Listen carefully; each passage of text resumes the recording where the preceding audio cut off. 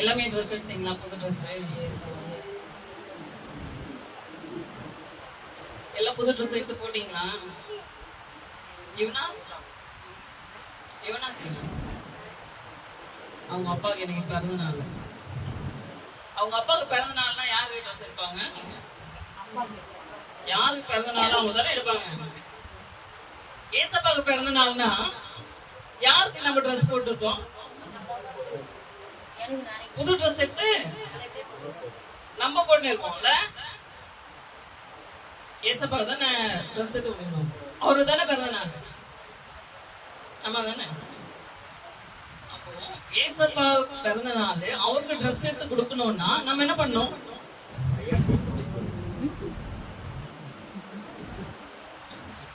கிறிஸ்துமஸ்னா அவருக்கு தானே பிறந்த நாள், அவருக்கு தானே ட்ரெஸ் எடுத்து கொடுக்கணும். அப்போ நம்ம எடுத்து ட்ரெஸ் போட்டுக்கிறோம், பிறந்த நாள் கொண்டாடுறோம். அவருக்கு ட்ரெஸ் எடுத்து கொடுக்கணும்னா நம்ம என்ன பண்ணணும்? இந்த சிறியரில் ஒருவனுக்கு என்ன செய்தீர்களோ அதை எனக்கே செய்தீர்கள் என்று ஆண்டவர் சொல்றாரு. நம்ம தானே. அப்போ ஏழை எளியவர்களுக்கு ட்ரெஸ் இல்லாதவங்களுக்கு நம்ம என்ன பண்ணணும்? வருஷத்துல ஒரு ட்ரெஸ் எடுத்து கொடுக்கணும். நம்ம தானே. நிறைய பேர் செஞ்சிருப்பீங்க நினைக்கிறேன். அல்லேலூயா. ஆமென். நியூ இயர்னா ஒரு சம்பவம் நடந்ததுன்னு போன வருஷம் கூட நான் சொல்லியிருந்தேன். அது என்ன சம்பவம்? நியூ இயர்னா ஒரு சம்பவம் ஏசப்பாவுக்கு நடந்தது. என்ன சம்பவம் அது? வருஷமே நான் சொல்லிட்டு இருக்கேன். மறந்துட்டீங்கல்ல? பிரைஸ் கொடுக்கலான்னு பார்த்தேன் நான். என்ன சம்பவம் நடந்தது? ஏசப்பாவுக்கு 8வது நாளே விருத்த சேதனம் பண்ணாங்க. நம்ம தானே. ஏசப்பாவுக்கு 8வது நாள் விருத்த சேதனம் பண்ணாங்க. 25வது நாள் அவர் பிறந்தாரு. 1ஆம் தேதி 8வது நாள் அவருக்கு என்ன விருத்த சேதனம் செய்யறாங்க. அதுதான் விசேஷமான நாள் இல்லையா? சங்கீதம் நம்ம நன்றி சொல்லும் விதமாக இந்த கடைசி நாட்களில் இல்ல, சில நொடி பொழுதுல நம்ம வந்திருக்கிறோம் இல்லையா? ஆண்டவருக்கு நன்றி சொல்லணுமா இல்லையா? அந்த வருடம் முழுவதுமாய் நம்மள என்ன பண்ணாரு? பாதுகாத்தாரு, போஷித்தாரு இல்லையா? ஒரு நாள் தான் பட்டினியா இருந்திருக்கோமா? ஒவ்வொரு வேளையும் 3 வேளையும் நம்மளுக்கு என்ன பண்ணாரு? ஆகாரம் கொடுத்தாரு, உடுத்த உடை கொடுத்தாரு, போகும் இடமெல்லாம் நம்மளுக்கு என்ன பண்ணாரு? பாதுகாப்பு கொடுத்தாரு இல்லையா? பாடிகார்டு மாதிரி நம்ம கூடவே வந்தாரு. ஆமா தானே. அல்லேலூயா. ஆமா. ஒவ்வொரு நாளும் நம்மள என்ன பண்ணாரு? பாதுகாத்து கொண்டாரு. போகையிலும் வருகையிலும் நம்மளோடு இருந்தே என்ன பண்ணாரு? பயணம் செய்தார். அப்படிதானே. அல்லேலூயா. சங்கீதம் 13:6. சங்கீதம் 13ஆம் அதிகாரம் 6வது வசனம் வாசிக்கலாம். கர்த்தர் எனக்கு நன்மை செய்தபடியால் அவரை பாடுவேன். தாவீது சொல்றாரு, கர்த்தர் எனக்கு நன்மை செய்தபடியால் அவரை என்ன பண்ணுவேன்? நானே பாடுவேன். பாடுறதுன்னா அவருக்கு ரொம்ப பிடிக்கும்ல. ஆடு மேய்க்கும் போது கூட அவர் என்ன பண்ணுவாரு? எனி டைம் அவர் வாயில என்ன இருக்கும்? ஏசப்பாவோட துதி இருக்கும். எப்பொழுதுமே அவருடைய வாயில அவருடைய பாடல் தான் இருக்கும். எப்பொழுதுமே ஸ்தோத்திரம் பண்ணி கொண்டே இருப்பாரு இல்லையா? ஒரு ராஜாவா இருந்தும் கூட என்ன பண்ணாரு? ஆண்டவரே என்ன சொல்றாரு வசனம்? கர்த்தர் எனக்கு நன்மை செய்தபடியால் அவரை பாடுவேன். நம்மளுக்கும் அந்த வருடம் முழுவதும் பல நன்மைகள் ஆண்டவர் செஞ்சிருக்காருல்ல. நன்மையான காரியங்களை செஞ்சாரா இல்லையா? ஒவ்வொருவருக்கும் நன்மையான காரியங்களை ஆண்டவர் செய்தாரு. இந்த வருடத்துல நம்ம என்ன பண்ணாரு? இந்த நாள் முதற்கொண்டு என்ன பண்ணாரு? நம்மளை பாதுகாத்து கொண்டாரு இல்லையா? அதுவே நன்மையான காரியம். இந்த நாளில போன வருடம் பார்த்தவர்கள் இந்த வருடம் இல்ல, நம்மளுடைய ஜீவனை பாதுகாத்து கொண்டாரு. ஆதியாகமம் 50ஆம் அதிகாரம் 20வது வசனம். நீங்கள் எனக்கு தீமை செய்ய நினைத்தீர்கள், தேவனோ இப்பொழுது நடந்து வருகிறபடியே வெகு ஜனங்களை உயிரோடே காக்கும்படிக்கு அதை நன்மையாக முடிய பண்ணினார். நீங்கள் எனக்கு தீமை செய்தீர்கள். இந்த ஆண்டில அநேக நம்மளுக்கு தீமையான காரியங்களை செய்திருப்பாங்க. ஆமா தானே. தீமையான காரியங்கள் நம்மளுக்கு நேர்ந்ததா இல்லையா? ஆமா, கடன் பிரச்சனையில மாட்டி விட்டுட்டாங்க இல்ல, போலீஸ்ல புடிச்சு கொடுத்துட்டாங்க, நிந்தையான அவமானத்தை தேடி கொடுக்கணும்னு நினைச்சாங்க இல்ல, அவைகளிலிருந்து எல்லாவற்றிலும் நம்மளை நீக்கி என்ன பண்ணார் ஆண்டவரே? காத்து நன்மையாக முடிய பண்ணினார். ஹல்லேலூயா. ஆமா, குழந்தை பிள்ளைங்களுக்கு கூட ஆண்டவர் என்ன பண்ணாரு? ஆபரேஷன் கொண்டு போகாம என்ன பண்ணாரு? சுக பிரசவத்தை கட்டளையிட்டார். அதே போல ஒவ்வொருவருக்கும் என்ன பண்ணார் ஆண்டவர்? நன்மையான காரியங்களை செய்தார். இந்த ஆண்டு நம்ம வாழ்க்கையில நன்மையான காரியங்களை செய்தாரு. நம்மளுடைய பிள்ளைகளை பாதுகாத்து கொண்டாரு இல்லையா? சமாதானத்தை கட்டளையிட்டாரு. சங்கீதம் 29:14 கர்த்தர் தமது ஜனத்திற்கு பலன் கொடுப்பார். கர்த்தர் தமது ஜனத்திற்கு சமாதானம் அருளி அவர்களை ஆசீர்வதிப்பார். கர்த்தர் தமது ஜனத்திற்கு பலன் கொடுப்பார்.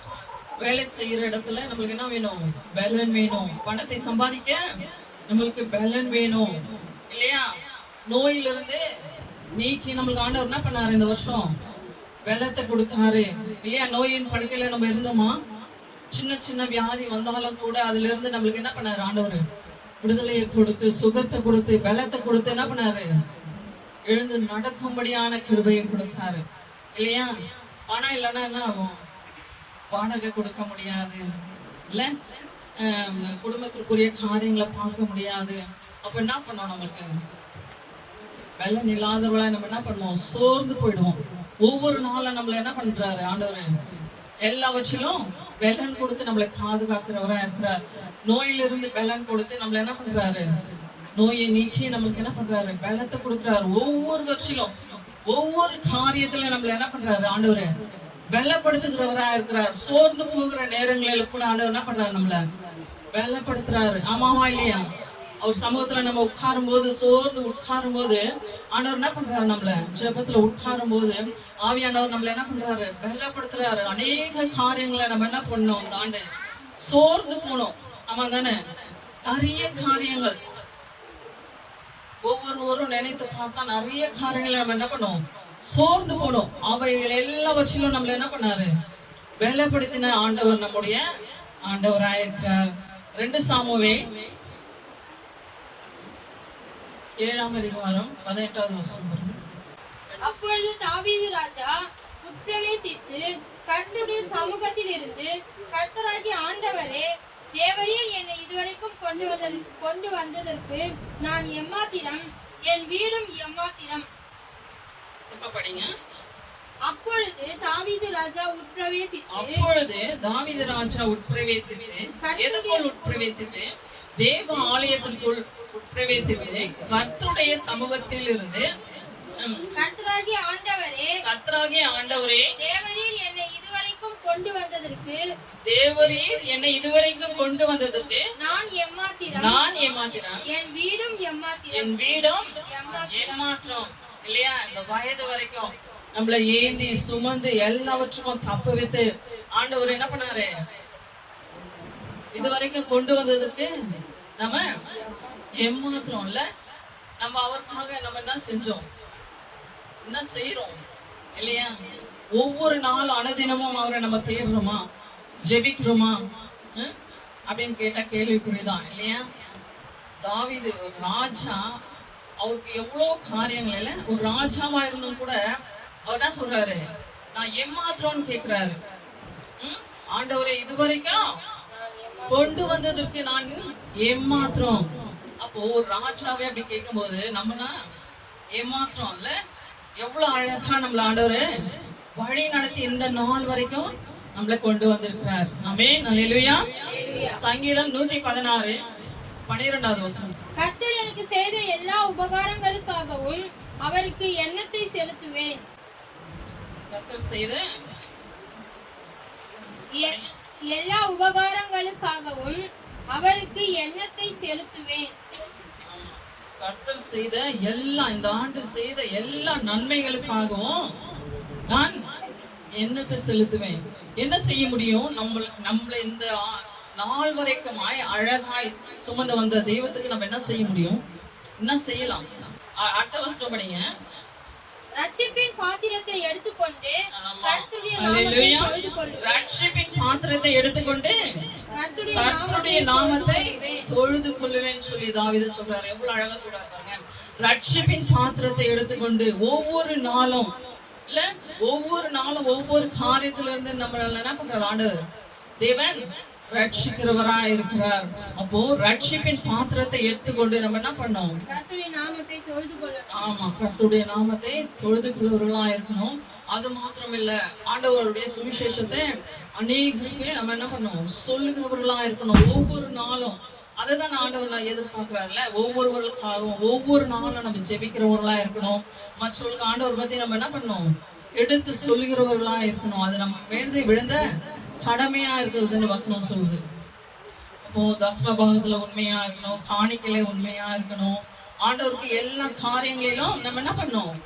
உண்மை உள்ளவர்களா இருக்கும் போது ஆண்டவர் என்ன பண்ணுவாரு? நன்மையான காரியங்களினால நம்ம என்ன பண்றாரு? நடத்த வல்லவரா இருக்கிறார். ஒவ்வொரு நாளும் என்ன பண்றாராம்? தாவீது சொல்றாரு, நன்மையினால என்ன நிரப்புனீங்க, என்ன நடத்துறீங்கன்னு சொல்லி சொல்றாரு. அப்போ நம்மள என்ன பண்ணோம்? ஒவ்வொரு நாளும் அவருக்கு என்ன பண்ணோம்? நன்றி உள்ளவர்களாய் இருக்க வேண்டும். ஒவ்வொரு நாளும் நம்ம என்ன பண்ணோம்? அனுதினமும் நம்ம ஜெபிக்கிறோமா? குடும்ப ஜெபம் நம்ம பண்றோமா? நம்ம வீட்டுங்கள்ல குடும்ப ஜெபம் பண்ணலன்னா தொடங்குங்க. காலம் சமீபமா இருக்கிறது. வரப்போகிற பஞ்சத்துக்கும் கொள்ளை நோய்க்கும் நம்மளை தப்பி வைத்துக் கொள்ள நம்ம என்ன பண்ணோம்? ஆண்டவர் சமூகத்துல இன்னும் அதிகமாய் கிட்டி சேருவர்களாய் நம்ம இருக்க வேண்டும். அதிகமாய் ஜெபிக்கணும், அதிகமாய் வேதத்தை வாசிக்கணும். என்ன பஞ்சம் வரப்போதான்? அநேக பஞ்சம் வரப்போகுது. தேவனுடைய வசனத்தை கேட்க கூடாத பஞ்சமும் வரப்போகுது இல்லையா? அப்ப நம்ம என்ன பண்ணணும்? ஆண்டவருடைய வசனத்தை ஒவ்வொரு நாளும் உட்கார்ந்து அதை என்ன பண்ணணும்?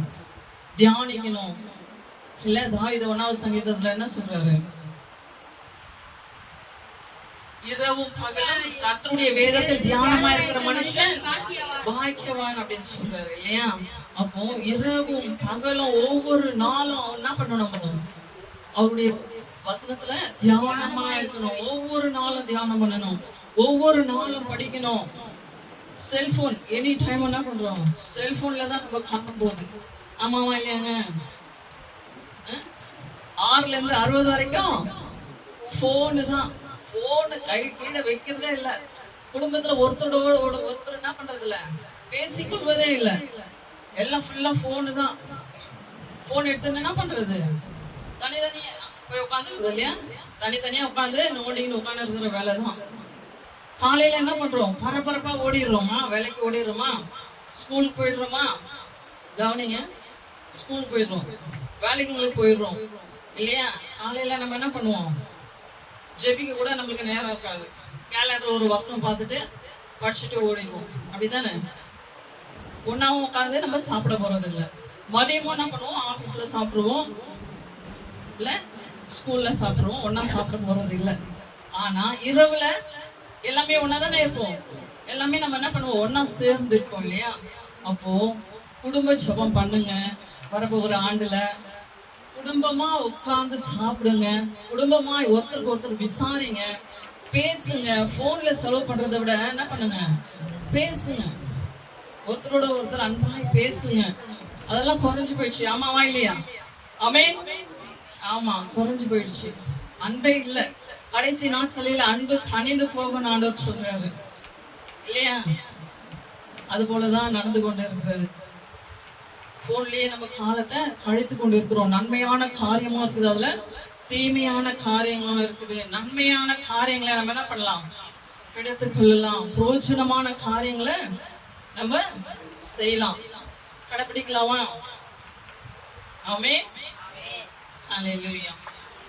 எசாயா 60:20. சூரியன் இனி அஸ்தமிப்பதும் இல்லை, உன் சந்திரன் மறைவதும் இல்லை. கர்த்தரே உனக்கு நித்திய வெளிச்சமாயிருப்பார். உன் துக்க நாட்கள் முடிந்து போ. ஆமா, உன் சூரியன் இனி அஸ்தமிப்பதில்லை, சந்திரன் மறைவதும் இல்லை. கர்த்தரே உனக்கு நித்திய வெளிச்சமாயிருப்பார். உன் துக்க நாட்கள் முடிந்து போகும் என்று வசனம் சொல்லுகிறது. இருளிலே நடந்தாலும் ஆண்டவர் என்ன பண்ணுவாரு? நம்மளுக்கு வெளிச்சமாய் இருக்கிறார் இல்லையா? உன் துக்க நாட்கள் முடிந்து போகும். இந்த வருடத்தோடு உங்கள் துக்க நாட்கள் முடிந்து போகும். வரப்போகிற ஆண்டில எல்லாத்துக்கும் துக்கப்பட்டிருப்பீங்கல்ல. பல காரியங்களை அந்த ஆண்டில நம்ம இழந்திருப்போம். பல சூழல்ல நம்ம என்ன பண்ணுவோம், நம்ம நோகடிச்சிருப்பாங்க. நிந்தையான காரியங்களை தள்ளி நம்மள என்ன பண்ணுவாங்க, நிந்தித்திருப்பாங்க இல்லையா. பல காரியங்களை பல சூழ்நிலைகளை நம்ம என்ன பண்ணிருப்போம், துக்கப்பட்டு போயிருப்போம். ஆனா ஆண்டவர் சொல்றாரு, உன் துக்க நாட்கள் முடிந்து போ அப்படின்னு சொல்றாரு. நீயும் கடன் கொடுப்பாய், நீ கடன் வாங்காதிருப்பாய். இந்த வருடத்துல யாருமே என்ன பண்ண போறது இல்ல. வரப்போற வருடத்துல முதல்ல நம்ம முடிவு பண்ணோம், நான் கடனே வாங்க மாட்டேன்பா, நீங்க என்ன நடத்துங்க, நீங்க என்ன நடத்துங்க சொல்லி அவர்கிட்ட நம்ம வாழ்க்கையை ஒப்பு கொடுக்கும் போது அவர் நடத்த வல்லவரா இருக்கிறார். இந்த கடத்தினால அநேக நிந்த அவமானம் இல்ல, எவ்வளவு கஷ்டம். இந்த கடத்தை விட்டுருங்க, கடன் வாங்கவே கூடாது, இனிமே ஆண்டவர் நடத்தட்டும் அப்படின்னு சொல்லி நம்ம என்ன பண்ணுவோம், ஆண்டவர்கிட்ட நம்ம வாழ்க்கையை ஒப்பு கொடுப்போம். ஆமென். ஹல்லேலூயா. நீதிமொழிகள் 16:33 பாருங்க. சீட்டு மடியிலே போடப்படும் காரிய சித்தியோ கர்த்தரால் வரும். ஆமா, வரப்போகிற ஆண்டில காரிய சித்தி கர்த்தரால் வரும். இல்ல, திருமண காரியங்களை வாய்த்திருக்கிற வீட்டுல ஆண்டவர் என்ன பண்ணுவாரு, அவர் நடத்துவார். காரிய சித்தி அவரால வரும். பண தேவைகள் அவரால சந்திக்கப்படும்.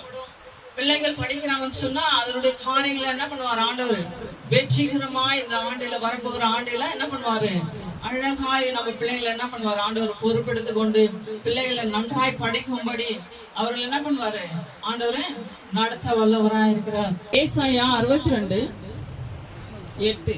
இனி நான் உன் தானியத்தை உன் சத்துருக்களுக்கு ஆகாரமாக கொடேன். உன் பிரயாசத்தினாலாகிய உன் திராட்சரசத்தை அந்நிய புத்திரர் குடிப்பதும் இல்லை என்று கர்த்தர் தமது வலது கரத்தின் மேலும் தமது வல்லமை உள்ள புயத்தின் மேலும் ஆணையிட்டார். இனி நான் உன் தானியத்தை உன் சத்துருக்களுக்கு ஆகாரமாய் போடேன் அப்படின்னு சொல்றாரு இல்லையா. நல்ல வாயம் சம்பாதிக்க நார வாயம் சாப்பிட இல்ல அப்படின்னு பழமொழி இருக்கா இல்லையா. இந்த வரப்போகிற ஆண்டுல நம்ம என்ன பண்ண போறது இல்ல, வீணான காரியங்களுக்கு நம்ம பணத்தை இழக்க போறதே இல்ல. இந்த வசனத்தை விசுவாசித்து நம்ம ஒவ்வொரு வசனத்தையும் விசுவாசித்து ஏற்றுக்கொள்ளும் போதுதான் அந்த வசனம் என்ன பண்ணும், நம்ம வாழ்க்கையில கிரியை செய்யும். இனி நான் உன் தானியத்தை உன் சத்துருக்களுக்கு ஆகாரமாய் கொடேன். அடுத்து படிங்க. உன் பிரயாசத்தினாலாகிய உன் திராட்சரசத்தை அந்நிய புத்திரர் குடிப்பதும் இல்லை என்று கர்த்தர் தமது வலது கரத்தின் மேலும் தமது வல்லமை உள்ள புயத்தின் மேலும் ஆணையிட்டார். ஆமா, நீங்க சம்பாதிக்கிறது நீங்க மட்டும் தான் சாப்பிட போறீங்க. ஆமென். அல்லேலூயா. எத்தனை பேர் சொல்றீங்க, எத்தனை பேர் விசுவாசிக்கிறீங்க? அல்லேலூயா.